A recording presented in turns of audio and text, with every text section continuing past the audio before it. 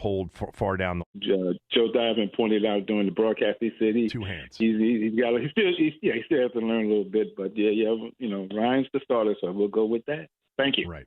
Thank you. I do want to talk to Sabah. I see that Sabah is on hold far down the list, but let's go to Sabah because Sabah is a huge Taylor Heineke fan.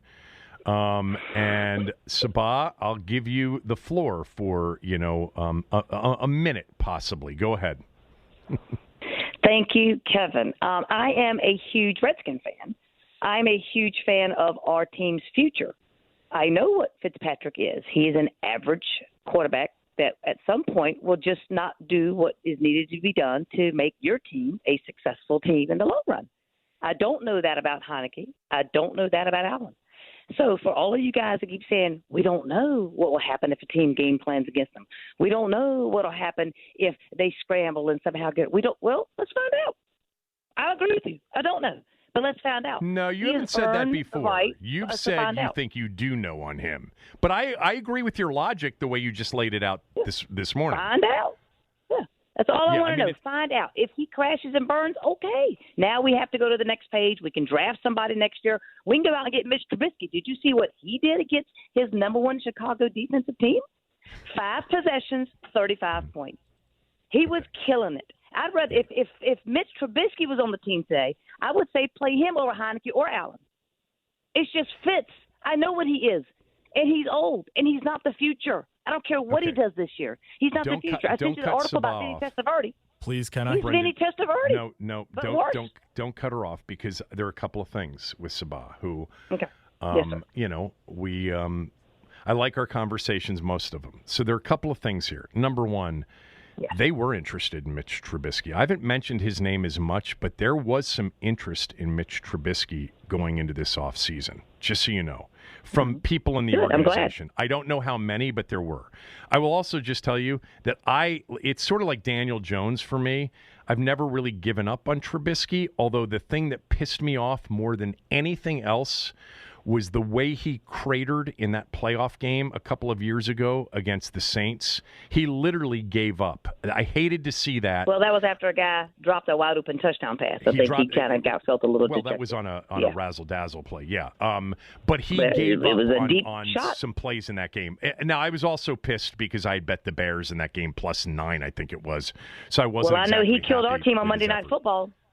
Yeah, Mitch had a good time against us. So let's move off Mitch because it was a preseason game, and I know you're hung up on QBR and passer ratings in the preseason. No, you mentioned it last week when I called in. I want to go back to Heineke here for a moment because if there was in the coach's mind's eye, like it was really close, then to me, I would probably say, let's go for it now. Like, if you really think Taylor Heineke or Kyle Allen is as good as Fitzpatrick and, they've got potential as a starter, let's learn that now. I don't think they feel that way. I think the problem with just saying, well, we don't know anything about how he will be, let's just ride it because we know what Fitzpatrick is, then you are potentially discounting the upside on this season. You're limiting your upside on this season because if Ryan Fitzpatrick plays at the level he played the last 2 years and the weapons are what we think they are and the defense is what we think it is, it's going to be a really competitive team. Well, okay, my rebuttal to that is I didn't think Ryan Fitzpatrick was all that great, but let's just give you the last 2 years that he's been great. Our defense isn't great. We're not going to stop many teams, particularly the quarterbacks we're playing. This is a lost season for us. We're not going to go anywhere. At best, we will win the division and lose in the playoffs. Right. So because of those three things, I think this season should be let's find out about Heineke first. If he is not the guy, then go to Allen. If they both get injured or are horrible, then you have your insurance policy, which is what I thought should have happened all along in Fitzpatrick, just so we don't embarrass ourselves. Yeah, I would have preferred. I think we had the top six quarterback situation in the league.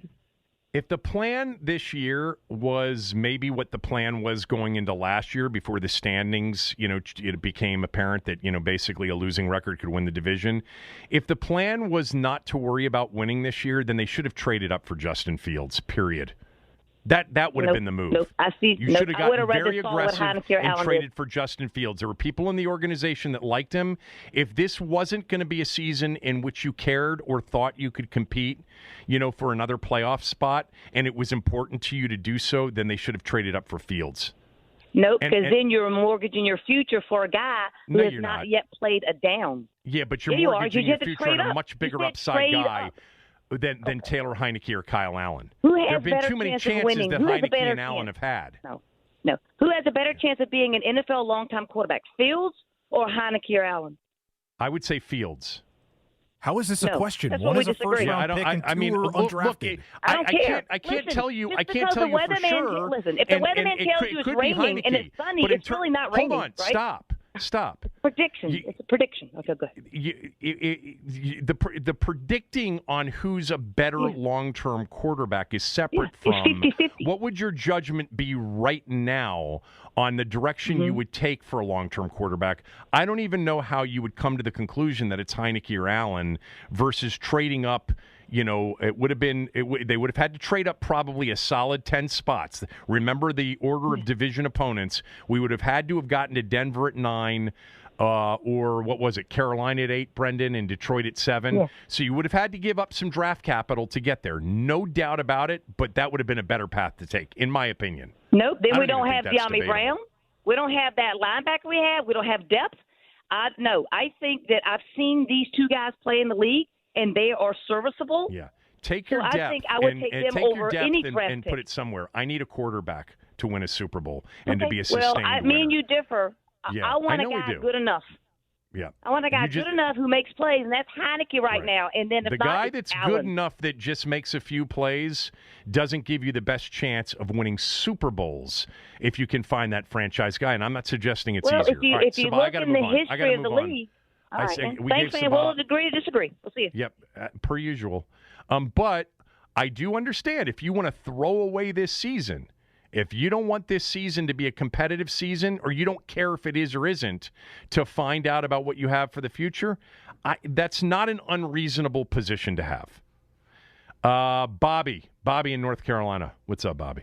Hey, Kevin, that's going to be hard to follow. We got a lot of Tar Heel State. Yeah, look, the Fitz is definitely going to be the starter. We all know that. But, Kevin, I'll tell you, the more I see number 4 play, dude just got something.